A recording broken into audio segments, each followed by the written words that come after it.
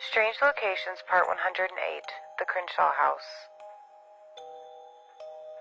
Built in the 1830s as the main residence for John Crenshaw, his wife, and their 5 children, John Crenshaw was incredibly wealthy.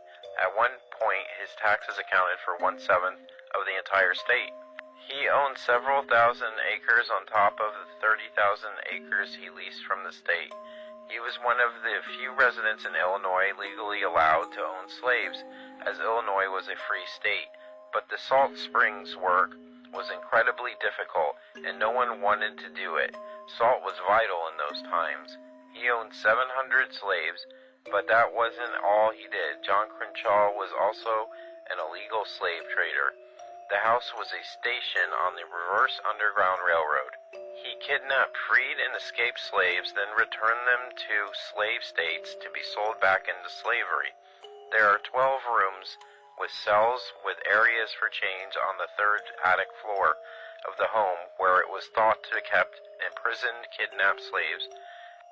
In 2004, the National Park Service named the Crenshaw House, or otherwise known as the Old Slave House, as part of the Underground Railroad National Network to Freedom program, to acknowledge John Crenshaw's role in condemning freed slaves back into slavery.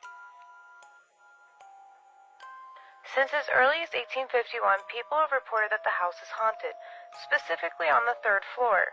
Visitors reported disembodied cries, moans, and rattling of chains. Many have reported the overwhelming sense of sadness and fear, as well as feeling light touches.